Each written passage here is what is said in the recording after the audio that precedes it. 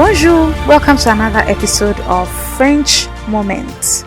Today we're going to look at accents, okay? I'm sure that one of the things you've noticed that differentiates English from French, apart from the masculine, feminine issue, is the issue of accents. And so you see that you'd see a word and there's a dash on top that's slanted to one side or the other, or there's something that looks like a hat and there are two dots and you're wondering, what on earth is this doing? How do I pronounce this? And so we are going to look at that today. Now we're going to look at 5 of the main accents that you're likely to encounter when you're learning the language. And we'll start with the accent aigu. I'm sure you've heard your French teacher in JHS say that before, accent aigu. Okay, so accent aigu is a dash that is slanted to the top right. Okay, slant towards the top right. It's called accent aigu.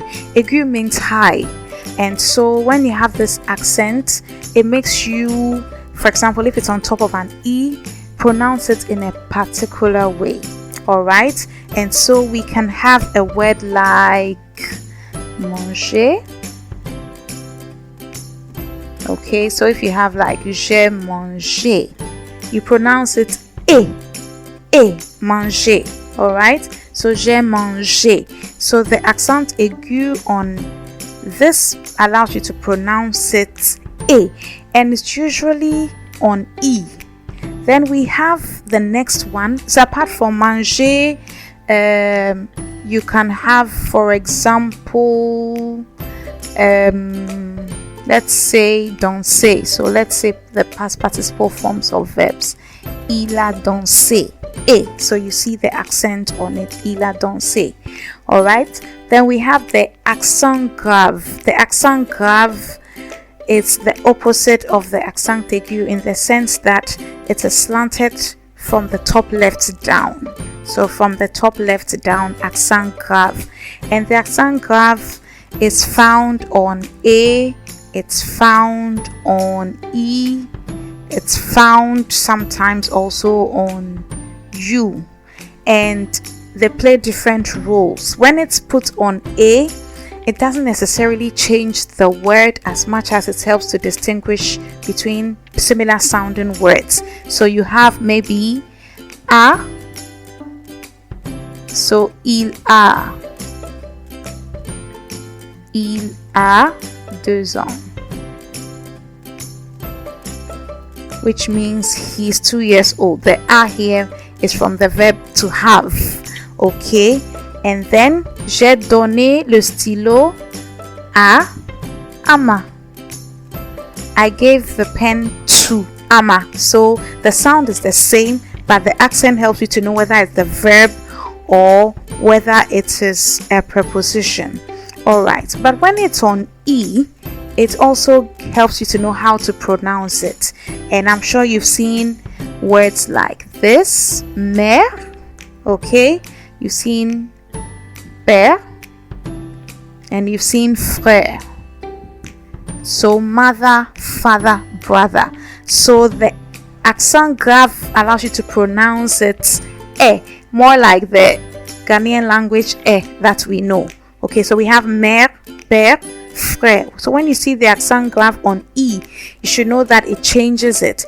So if, for example, you're writing this, you want to say brother, and you write this, it can't be frère anymore, it will be frère, which is wrong.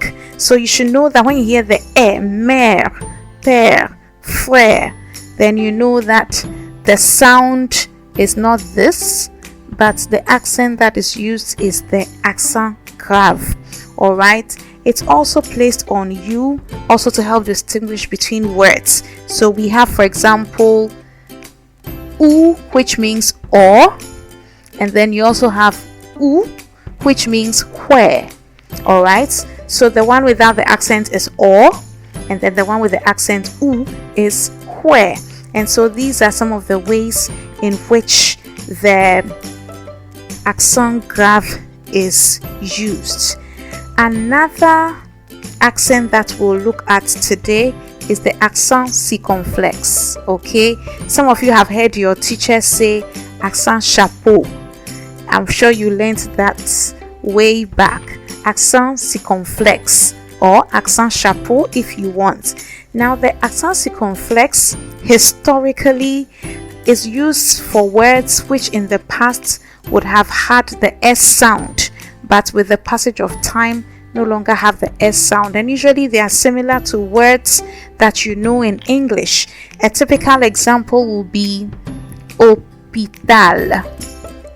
Hôpital, it sounds like hospital, right? Because that's exactly what it means, hospital. And you see that the accent circonflexe is here, where in English you would have an S. All right. Another example will be fête. Okay, fête. Fête is also, fête means party. It sounds like fiesta or festival, for example. So there would have been an S in some past somewhere that got removed, and that had the accent circonflexe or accent chapeau coming up. A third example that I can immediately think of is fenêtre. And I know that students struggle with spelling this because sometimes you're not sure where to put the accent circonflexe, whether on the first E or on the second E. But one thing you should notice is that there's a word in English, fenêtre means window, and it's not very common English, but fenester is actually a word that also means window.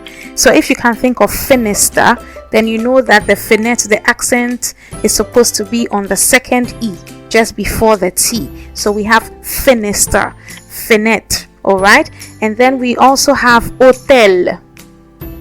Hôtel, I'm sure you all know this one, which is hotel, and hotel also is like hostel.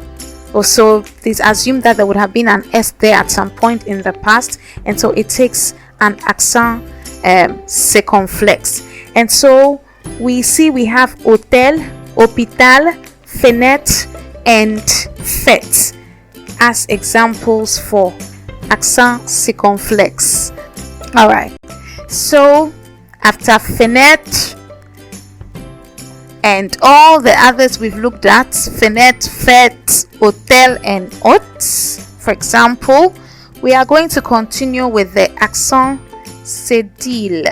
Okay, the accent cédille, it looks like you're trying to write 5, but you don't do the top part, and then the this thing is quite short, the stem is quite short. It's called an accent cédille, and usually you see it at the bottom of C in some cases. So an example will be garçon.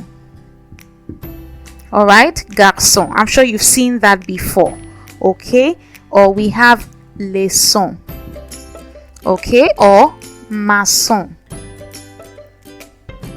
So the question is, why do we have to put this cédille at the bottom of C? What does it change?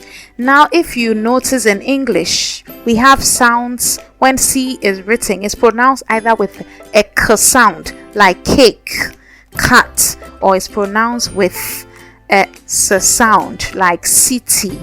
All right, and it's the same in French. When C is before O and U or A, it's pronounced with a K sound in general, but when it's before I or E, then it's pronounced with a S sound naturally.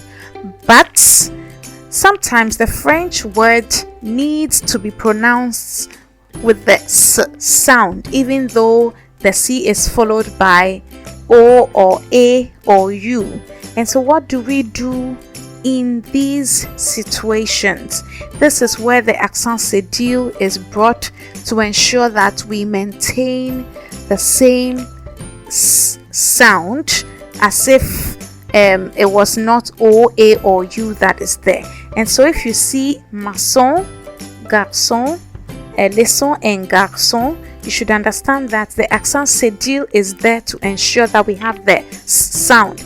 If you write it this way without the accent, then you're going to be saying macon, lecon, gacon, which is wrong. And so you need to bring the accent cédille to have the right pronunciation. I hope that this is clear.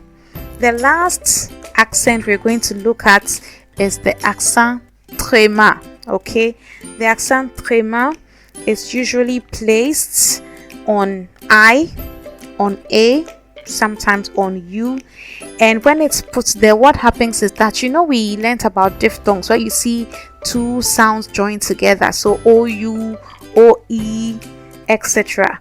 Now when the tréma is put on a particular word, you'd see that it changes, or it makes you know that you have to pronounce the two vowels separately, not together as diphthongs.